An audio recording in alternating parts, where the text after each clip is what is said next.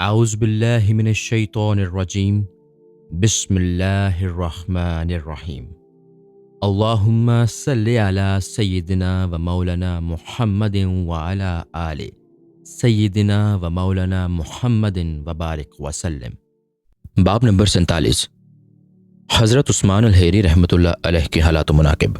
تعارف: آپ خراسان کے عظیم شیخ اور قطب العالم تھے، اور ارباب طریقت کا قول یہ ہے کہ دنیا میں صرف 3 اہل اللہ ہوئے ہیں۔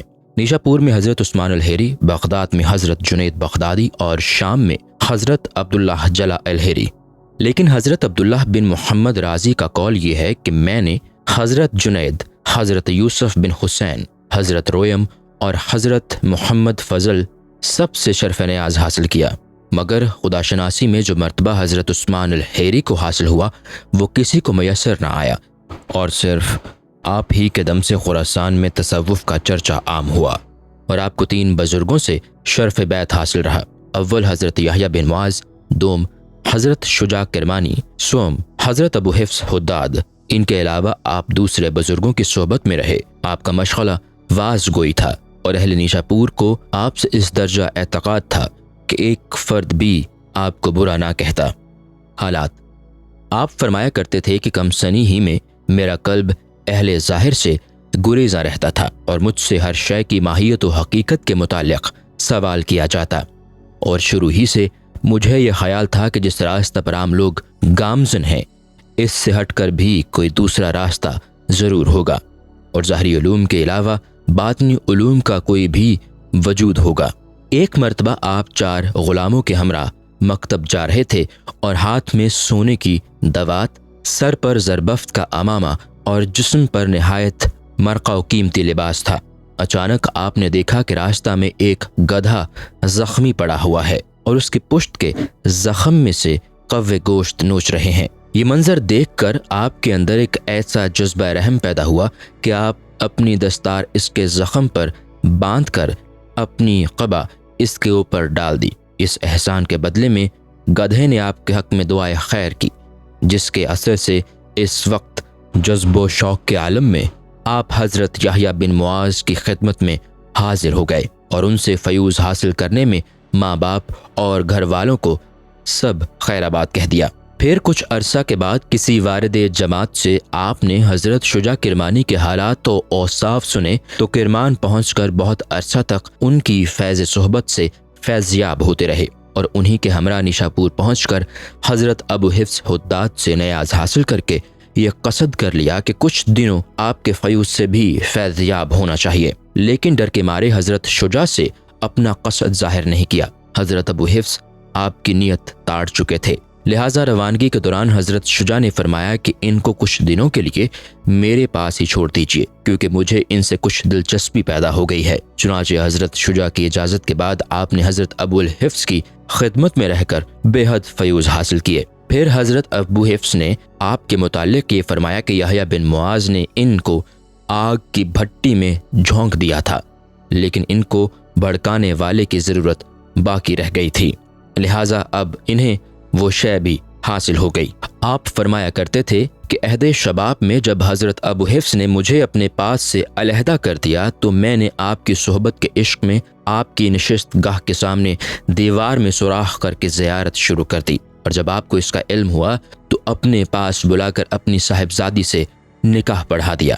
آپ کبھی کسی پر خفا نہ ہوتے تھے۔ چنانچہ ایک مرتبہ کسی نے آپ کو کھانے پر مدعو کیا، اور جب آپ وہاں پہنچے تو اس نے دھتکار کر کہا، بھاگ جاؤ، میرے یہاں کھانا نہیں ہے، اور جب آپ واپس ہونے لگے تو اس نے دوبارہ بلا کر کہا کہ تم بہت پیٹو ہو۔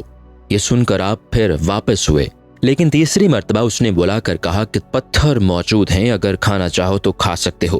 غرض کے 30 مرتبہ اس نے ایسی ہی حرکت کی، اور آخر میں اتنا زور سے دھکا دیا کہ آپ گر پڑے، لیکن اس کی سزا میں اللہ تعالیٰ نے اس کے دونوں ہاتھ بیکار کر دیے۔ اس سرزنش سے وہ ایسا متاثر ہوا کہ فوراً ہی تائب ہو کر آپ سے بیعت ہو گیا۔ پھر ایک دن اس نے آپ سے سوال کیا کہ میری 30 مرتبہ کی گستاخی پر آپ کو غصہ کیوں نہیں آیا؟ فرمایا کہ کتے بھی یہی کرتے ہیں کہ جب بلایا جائے چلے آئے، اور جب دھتکار دیا بھاگ گئے، لیکن یہ کوئی مرتبہ نہیں ہے، بلکہ اہل مرتبہ ہونا بہت مشکل ہے۔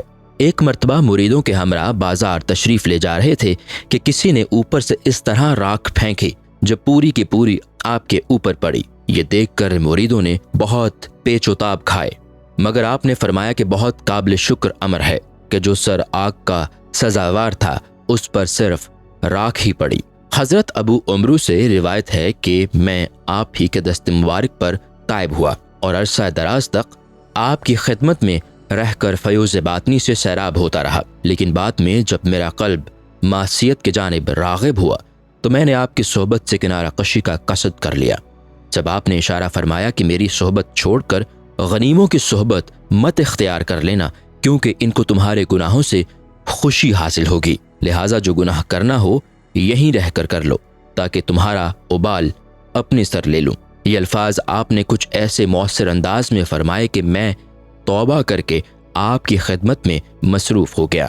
کوئی شرابی برہنہ پچارکا بجاتا ہوا چلا جا رہا تھا، لیکن آپ کو دیکھتے ہی برتب تو بغل میں چھپا لی اور ٹوپی اوڑھ لی۔ چنانچہ آپ اس کو اپنے ہمراہ لے کر آئے اور غسل کروا کے اپنا خرقہ پہناتے ہوا دعا فرمائی کہ اے اللہ، میں نے اپنا اختیاری کام تو انجام دے لیا، اب جو تیرے اختیار میں ہے اس کی تکمیل فرما دے۔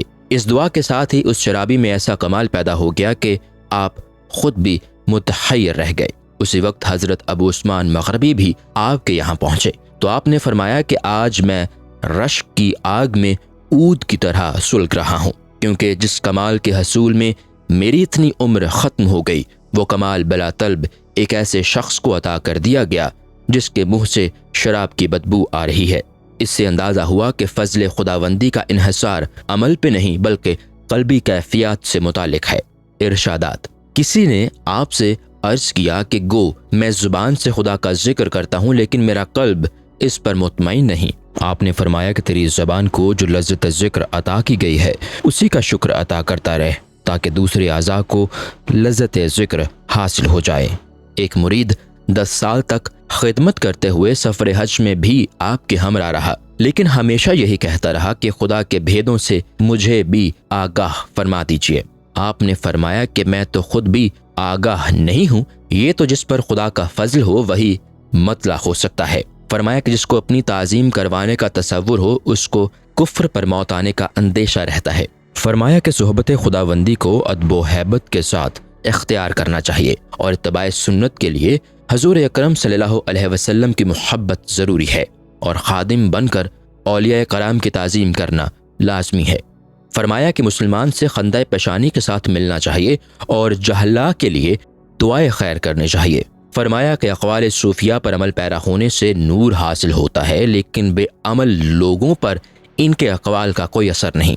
فرمایا کہ جن کو ابتدا میں ارادت حاصل نہیں ہوتی وہ انتہا تک ترقی نہیں کرتے۔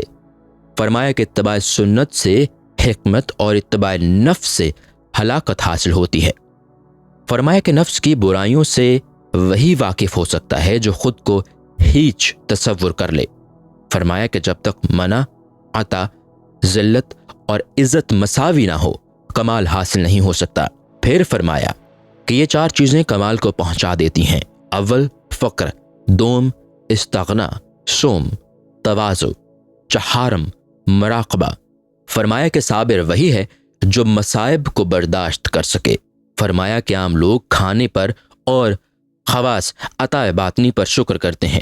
فرمایا کہ جب تک ہر شے خود سے بہتر تصور نہ کرے نفس کے مصائب کا اندازہ نہیں کر سکتا۔ فرمایا کہ اطاعت گزاری کا نام سعادت اور ارتکاب معصیت کرتے رہنے کے بعد امید مغفرت شقاوت ہے اور نفس کا اتباع قید خانہ کی زندگی کی طرح ہے۔ فرمایا کہ نہ تو خدا کے سوا کسی سے خائف رہو اور نہ کسی سے توقعات وابستہ کرو۔ فرمایا کہ اعزاز خداوندی سے شرف حاصل کرو تاکہ ذلت سے بچ سکو۔ فرمایا کہ نفس کا متقاضا خدا سے بعد ہوتا ہے اور خوف واصل بے اللہ کر دیتا ہے۔ فرمایا کہ عزت و دولت کی طلب اور مقبولیت کے حرص عداوت کی اساس ہے۔ فرمایا کہ خدا نے اپنے کرم سے بندوں کی خطائیں معاف کرنا فرض قرار دے لیا ہے، جیسا کہ قرآن میں ہے کہ کتب ربکم علی نفسہ الرحمۃ، یعنی فرض کر لیا ہے تمہارے رب نے نفس پر رحمت کو۔ فرمایا کہ عام اخلاص تو یہ ہے کہ نفس کو مسرت حاصل ہو، اور خاص اخلاص یہ ہے کہ اعلیٰ ترین عبادت کو ادنا ترین تصور کرتا رہے۔ اور اخلاص کا ایک مفہوم یہ بھی ہے کہ جو بات زبان سے ادا کرو اس کی تصدیق قلب سے بھی کرتے رہو، اور مخلوق سے کنارہ کش ہو کر خالق پر نظر رکھنے کا نام بھی اخلاص ہے۔ ایک شخص فرخانہ سے چل کر آپ کی خدمت میں نیشا پور پہنچا تو آپ نے اس کے سلام کا جواب نہ دیتے ہوئے فرمایا کہ ناراض کر کے حج کرنا مناسب نہیں۔ یہ سن کر وہ فوراً واپس ہو گیا اور اپنی والدہ کی حیات تک مسلسل ان کی خدمت کرتا رہا، لیکن ان کی وفات کے بعد پھر آپ کی خدمت میں جب نیشا پور پہنچا تو آپ نے کافی فاصلہ سے اس کا استقبال کیا اور اپنے ہمراہ لا کر بکریاں چرانے کا کام اس کے سپرد کر دیا۔ اس کے بعد اس نے آپ کی زیر نگرانی فیوز باطنی سے اکتساب کیا اور معراج کمال تک پہنچا۔ وفات، انتقال کے وقت جب آپ کے صاحبزادے نے شدت غم میں اپنے کپڑے پھاڑ ڈالے تو آپ نے نرمی سے فرمایا کہ خلاف سنت کام کرنا علامت نفاق ہے، کیونکہ حضور اکرم صلی اللہ علیہ وسلم کا یہ فرمان ہے کہ ہر برتن سے وہی شے ٹپکتی ہے جو اس میں موجود ہے۔ اس تاثیر آمیز نصیحت کے بعد آپ دنیا سے رخصت ہو گئے۔ السلام علیکم۔ پوری کتاب دیکھنے کے لیے ہمارے یوٹیوب چینل صوفی سما کی پلے لسٹ میں جائیں۔ یہاں آپ کو مختلف بزرگوں کی کتابیں ملیں گی، اور جو کتاب پوری نہ ہوئی اس پر کام تیزی سے ہو رہا ہے اور ریگولر بیسس پر اپلوڈ ہوتی رہتی ہیں۔ آپ سے گزارش ہے کہ آپ ہمارے یوٹیوب چینل کو سبسکرائب کر لیں اور بیل نوٹیفیکیشن پر کلک کر لیں تاکہ ہماری آنے والی کتابیں آپ کو ملتی رہیں۔ جزاک اللہ خیر۔